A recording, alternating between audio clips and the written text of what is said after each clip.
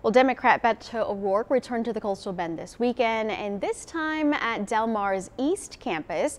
It's part of his people-powered campaign for the Texas Senate.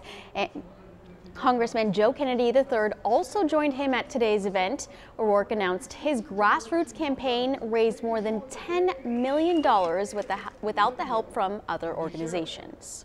To have a campaign without a dime from a single PAC or corporation or special interest, all people, all the time, in every single county of Texas, this is one of the most amazing things at one of the most divided moments in this country's history. It's exactly what this country needs, the leadership of Texas.